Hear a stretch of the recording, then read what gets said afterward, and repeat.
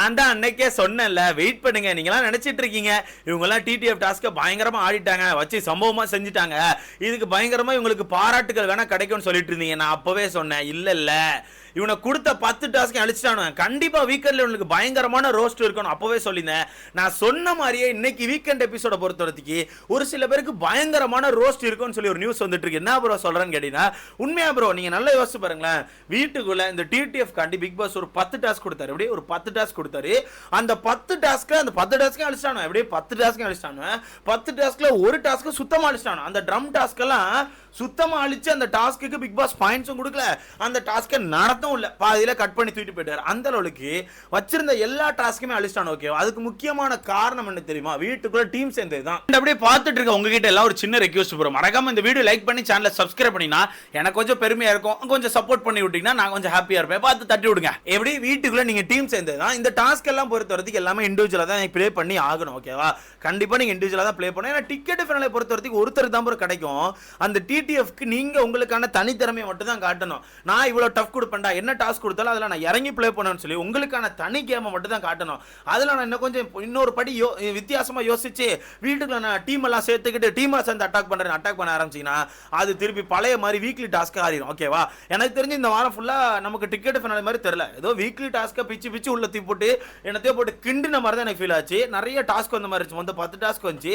அந்த 10 டாஸ்க்ல எனக்கு தெரிஞ்சு ஒரு 3-4 டாஸ்க் சாப்பாடு வேணுமா வேண்டாமா, சாப்பாடு வேண்டாம்னா பாயிண்ட் தரேங்காரு. அப்புறம் பேச்சு போட்டு வைக்கிறாரு, பேச்சு போட்டிக்கு பாயிண்ட் கொடுக்குறாரு. அந்த மாதிரி சும்மா நாச்சு என்னத்தையாவோ பாயிண்டை கொடுத்து உள்ள கடத்தி கொண்டு வந்துட்டு இருந்தானு. அப்பவே நான் சொல்லியிருந்தேன், பிக் பாஸை பொறுத்த வரைக்கும் வேண்டா வெறுப்புக்கு பண்ணிட்டு இருக்காரு. ஏன்னா இவனு முன்னாடியே அந்த வீக்லி டாஸ்க்ல டீமா ஃபார்ம் ஆகி டீமா பேசி வச்சு ஒவ்வொரு குரூப் அட்டாக் பண்ணி கடைசியில் அவனுக்குள்ள பேசி வச்சு ஆடிக்கிறேன்னு சொல்லி ஆடும்போதே பிக் பாஸ் கடுப்பாயிரு. அதான் கடைசியில் அந்த செங்கல டாஸ்க், அந்த டாஸ்க்ல பிக் பாஸ் காண்டாயிட்டாரு.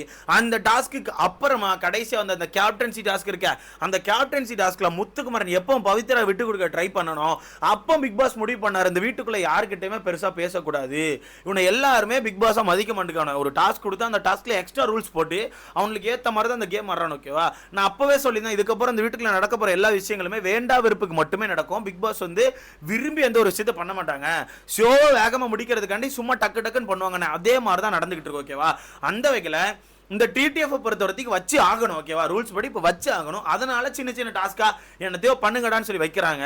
அந்த டாஸ்க்லேயே ஃபர்ஸ்டே சொல்லியிருந்தாரு, முடிஞ்ச அளவுக்கு தனியா ப்ளே பண்ணுங்க, உங்களுக்கான தனித்திறமையை காட்டுங்கன்னு சொல்லி சொன்னா, இவன் ஆரம்பிச்ச முதல் டாஸ்க்லேயே கூட்டமா சேர்ந்து ஆட ஆரம்பிச்சாங்க. முதல் டாஸ்க்கை பொறுத்த இந்த போட்டோ பிடுங்கிறது இருக்குல்ல, அந்த போட்டோ பிடிங்கி எரிக்கிறதுலேயே ஃபர்ஸ்ட் டீம் ஃபார்ம் பண்ணது ஜாக்லின் தான். ஓகேவா, ஆனா யாருக்கு ரோஸ்ட் இருக்குங்கிறத சொல்லிடுறேன். எனக்கு தெரிஞ்சு முத்துக்குமரனுக்கு பயங்கரமான ரோஸ்ட் இருக்கும். நீங்க என்ன நினைச்சாலும் சரி, நான் என்ன ப்ரோ தெரியும் முத்துக்குமரனுக்கு ஆப்போசிட்லாம் இல்ல, கண்டிப்பா இருக்கிறதுக்கான வாய்ப்புகள் அதிகமா இருக்கு. ஏன்னா உங்களுக்கே தெரியும் ப்ரோ, இதுக்கு முன்னாடி நீங்க பார்த்திருப்பீங்க, வீட்டுக்குள்ள அந்த வீக்கெண்ட் ஃபுல்லா முத்துக்குமரன் எதுவுமே பண்ணாம இருந்தா கூட அந்த வீக்கெண்டோட கடைசியில முத்துக்குமரன் எழுப்பி போட்டு என்னத்தையா பேச சொல்லி சேதனை அடிச்சு போட்டு போவாப்ல. ஓகேவா, அது நிறைய இடங்கள்ல நடந்திருக்கு. அந்த மாதிரி இந்த வாரமே சில இடங்கள்ல முத்துக்குமரனுமே டீம் ஃபார்ம் பண்ண ட்ரை பண்ணிருக்கான், டீம் ஃபார்ம் பண்ணிருக்கான். அதனால என்ன பண்ணுவாங்கன்னா, எல்லாரும் பொதுவாக எடுத்து அடிக்க முடியாது, எல்லாரும் டப்புன்னு எழுப்பிட்டு டீம்னு அடிக்க முடியாது. வீட்டுக்குள்ள இருக்க ஒரு பெரிய தலைக்கட்டை எடுத்து போட்டு அடிச்சா வீட்டுக்குள்ள இருக்க எல்லாரும் மறந்துடுவாங்க. அதுதான் முத்துக்குமரன். ஓகேவா, அந்த வகையில முத்துக்குமரனுக்கு பயங்கரமான ரோஸ்ட்டுகள் இருக்கிறதுக்கான ஒரு வாய்ப்புகள் இருக்குன்னு சொல்லிட்டு இருக்காங்க. அது என்னன்னு கிளியரா சொல்றேன். சோ இதுல ஃபர்ஸ்ட் டீம் ஃபார்ம் பண்ணது யாருன்னா ஜாக்லின் தான். ஃபர்ஸ்ட் பவித்ரா சௌந்தர்யா 3 பேர்கிட்ட சொல்லி ரயானை க்ளோஸ் பண்ணி ரயானை லாக் பண்ணி அவனுக்கான போட்டோ எரிக்க ட்ரை பண்ணாங்க. அங்கேயே ஃபர்ஸ்ட் டீம் ஃபார்ம் ஆயிட்டு. ஓகேவா, ஆனா அதை பெருசா வெளியே யாரும் பேசல. ஏன்னா ரயான் பயங்கரமா கேம் ஆடுறான், ஒரு 3 பொண்ணுங்களால சேர்ந்து இது பண்ண முடியல, அப்ப நாங்க 3 பொண்ணுங்க வேகமா ஓட முடியல, அப்ப நாங்க பிளாக் தான் பண்ணுவோம்னு சொல்லிட்டு அவங்க ஒரு கேமை போட்டாங்க. அப்ப நம்ம அதை கடந்து வந்துட்டோம். ஓகே, அப்ப நம்ம கடந்து வந்துட்டோம். அதுக்கான லெவல் 2 வைக்கும் போது லெவல் 2 வச்சோடனே முத்துக்குமரன் அருணும் டக்குன்னு ஒரு பிளான் போட ஆரம்பிச்சிருப்பாங்க, நம்ம டீம் ஆடலாமா, எப்படி நம்ம டீம் ஆடலாம், டீம் ஆடினா கரெக்டாக இருக்கும், நம்ம ஒரு 5 பேர் சேர்ந்து ஆடி அந்த 5 பேரை முடிச்சு விட்டுட்டு அதுக்கப்புறம் நம்ம 5 பேரா சேர்ந்து ஆடலான்னு சொல்லி உங்களுக்குள்ள பேசிட்டு இருக்கும்போது அதுக்கு குறுக்க ரயான் வந்து கேட்க தான் செய்வான், நானும் உங்க டீம் வரட்டா, என்ன சேர்த்துக்கிறீங்களா, நம்மளாம் சேர்ந்து ஆடலாமான்னு சொல்லி ரயான் கேட்க தான் செஞ்சிருப்பான். அந்த இடத்துல முத்துக்குமார் ரொம்ப தெளிவாக சொல்லியிருப்பான், ஏய் நீ தான் எங்களுக்கு டார்கெட்டே, உன்ட்ட தான் பாயிண்ட்ஸ் அதிகமாக இருக்கு, நீ கிளம்புன்னு சொல்லி அனுப்பிவிட்டுருப்பானா. அங்கேருந்து டீம் ஃபார்ம் ஆக ஆரம்பிச்சிச்சு. ஓகேவா, எப்படி அங்கேருந்து வீட்டுக்குள்ள டாஸ்க்கு டீம் ஃபார்ம் ஆக ஆரம்பிச்சிச்சு. அதனால மட்டுமே வீட்டுக்குள்ள டீம் ஃபார்ம் ஆச்சு நான் சொல்ல மாட்டேன். கண்டிப்பாக சும்மானாச்சும் கண்டிப்பாக ஏதோ ஒரு வகையில் எவனோ ஒருத்தன் ஃபார்ம் பண்ண தான் செஞ்சிருப்பான். ஆனாலுமே அங்கே தான் ஃபர்ஸ்ட் அதை ஹைலைட் பண்ணாங்க. வீட்டுக்குள்ள மஞ்சரி ஜாக்லின் பவித்ரெல்லாம் உட்காந்து இந்த டாஸ்க்ல தோத்தப்பறம் வெளியே உட்காந்து பேசினாங்கல்ல, டீம் ஆடுறீங்க பாத்தியா, உடனே முதுகுல குத்திட்டாங்க பாத்தியா, இவங்க இப்படி தான் ஆடுவாங்கன்னு சொல்லிட்டு அந்த டீமை போட்டு ஒரு மாதிரி உடச்சு பேசினாங்கல்ல. அங்க நான் ஒரு விஷயத்தை விஷயத்தை யோசிச்சேன். இந்த விஷயங்களை ரிஜிஸ்டர் பண்ணும்போது இதுக்கப்புறம் வரப்போற டாஸ்க்ல கண்டிப்பா டீம் இருக்கும். அந்த விஷயங்கள் மக்கள் மத்தியில ஒரு மாதிரி வெறுப்பு ஏத்தும்னு சொல்லிட்டு அதே மாதிரி மொத்த டிடிஎஃப் டாஸ்க்லயுமே டீம் மட்டும் தான் ஃபார்ம் ஆயிருக்கு. ஸோ அதுக்கு சேதனை வச்சு சம்பவம் செய்யறதா சொல்லியிருக்காங்க. சிம்பிளா இல்ல ப்ரோ, என்ன கேட்பார் தெரியுமா, இது தனி ஆடுறதுக்கான டாஸ்கா டீம் டாஸ்கான்னு கேட்பார். கண்டிப்பா கேட்பார். ஏன்னா வீட்டுக்குள்ள முத்துக்குமரன் மேல ஒரு தனி மரியாதை எல்லாருமே வச்சிருக்காங்க, வெளியே மக்களும் வச்சிருக்காங்க. அப்படி இருக்க முத்துக்குமரன் வந்து ஒரு ஒரு ஒரு டாஸ்க் வந்து அவனால கண்டிப்பா தனியா ஆட முடியும்.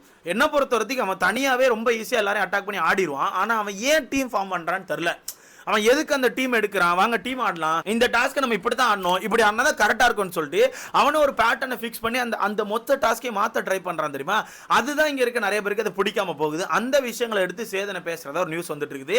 கண்டிப்பாக பேசுவாங்கன்னு சொல்லியிருக்காங்க. ஏன்னா ரோஸ்ட் இருக்கும் ப்ரோ, இல்லாமல் இருக்குது. ஏன்னா நீ ஏதோ ஒன்று பண்ணிட்டானுவேன், வீட்டுக்குள்ளே ஒரு சில பேருக்கு அந்த மனக்கசப்பு இருக்கு. அந்த மனக்கசப்பு இருக்கும்போது சும்மா நாச்சுக்கு வந்து டக்குன்னு இந்தாப்பா டிக்கெட் வச்சுக்கோன்னு சொல்லி கொடுக்க மாட்டாங்க. அப்படி கொடுத்தா எல்லாரும் என்ன நினைப்பாங்கன்னா, அப்போ நம்ம கரெக்டாக தான் ஆடி இருக்கோம், நம்ம டீம் போட்டதெல்லாம் கரெக்ட் தான், அதை பிக் பாஸை ஏற்றுக்கிறாங்க, மக்களும் ஏற்றுக்கிறாங்கன்னு சொல்லிட்டு கண்டிப்பாக அதை கடந்து போயிடுவாங்க.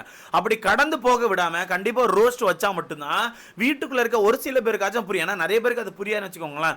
நிறைய பேர் அவங்க பண்ணது கரெக்டுன்னு இருப்பாங்க. ஒரு சில பேருக்காச்சும் கண்டிப்பாக புரியும், நம்ம தப்பு பண்ணியிருக்கோம், அப்போ கண்டிப்பாக நமக்கு ரோஸ்ட் கிடைச்சிருன்னு சொல்லி கண்டிப்பா அதுக்கான புரிதல் வரும் நான் நினைக்கிறேன். அந்த வகையில் முத்துக்குமரனுக்கு ஒரு ரோஸ்ட் இருக்கிறதா சொல்லிட்டு இருக்காங்க. அடுத்த கட்டமா ரயானுக்கும் இருக்கும். ஏன்னா ரயானை பொறுத்த வரைக்கும் அவனுமே ஒரு சில இடங்களில் கொஞ்சம் டீம் ஃபார்ம் பண்ண செஞ்சிருக்கான். அது மட்டும் இல்லாமல் கொஞ்சம் வார்த்தைகளை டக் டக்குன்னு விட்டுட்டான்.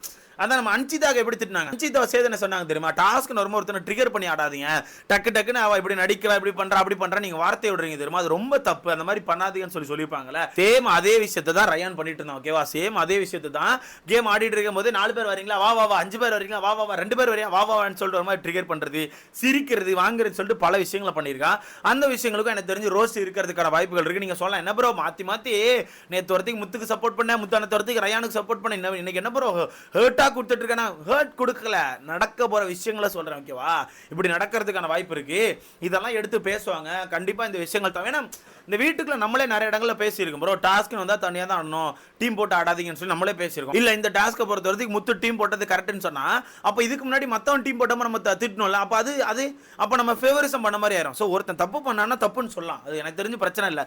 அந்த வகையில ரோஸ்ட் இருக்கதா சொல்லியிருக்காங்க. கண்டிப்பா எனக்கு தெரிஞ்சு ரோஸ்ட் இருக்கும். ரோஸ்ட் இருந்தா தான் எனக்கு தெரிஞ்சது நல்லதுன்னு நான் நினைக்கிறேன். ஓகேவா, நீங்க சொல்லலாம் ப்ரோ இதுக்கப்புறம் பெருசா டாஸ்கே கிடையாது, அப்ப ஏன் ப்ரோ இவங்க எல்லாரும் திருத்தணும் அப்படின்னு கேட்டீங்கன்னா, டாஸ்க் கிடையாது, இருந்தாலும் கண்டிப்பா பண்ணுவாங்கன்னு எனக்கு தோணுது. சரி ஓகே, ரயானுக்கு என்ன ப்ரோ சொல்லுவான்னு கேட்டா, ரயான் அதே தான், அவனும் ஒரு சில இடங்களில் டீம் ஃபார்ம் பண்ணதான் செஞ்சிருக்கான்.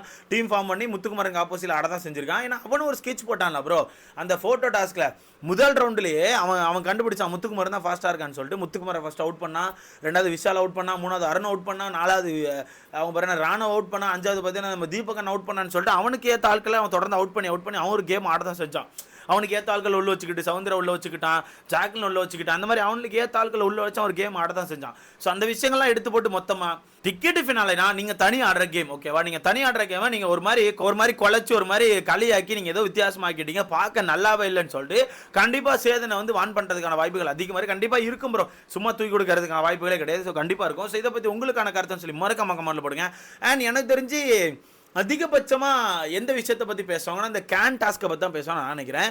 ஏன்னா அந்த கேன் டாஸ்க்கு தான் கொஞ்சம் ஹாஸ்பிட்டல் லெவலுக்கு போகிற லெவலுக்கு ஆயிடுச்சு. ஓகேவா, அந்த வகையில் எனக்கு தெரிஞ்சு அந்த கேன் டாஸ்க் ஹைலைட் பண்ணுவாங்க. அந்த கேன் டாஸ்க்கை பொறுத்த வரைக்கும் விஷால் ரயான் இந்த 2 பேர் ஒரு சைடு இருந்தாங்க. இந்த பக்கம் பார்த்தா நம்ம அருண், முத்துக்குமரன், ஜாக்லின் இந்த 3 பேர் ஒரு சைடு இருந்தாங்க. ஸோ இந்த 3 பேர் சேர்ந்து அந்த 2 பேர் அட்டாக் பண்ணிட்டு இருந்தாங்க. ஸோ அந்த விஷயங்களால தான் ஒரு முக்கில் ஒரு குழப்படி ஆகி நம்ம அருணும் விஷால் வந்து சைடில் சரிஞ்சு விழுந்திருப்பாங்க. ஸோ அதெல்லாம் வச்சு பார்க்காம எனக்கு தெரிஞ்சு இந்த டாபிக் மொத்தமாக எடுத்து பேசுறதுக்கான வாய்ப்புகள் இருக்குது.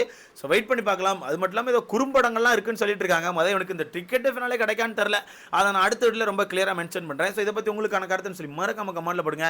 ரோஸ்ட் இருக்கும்.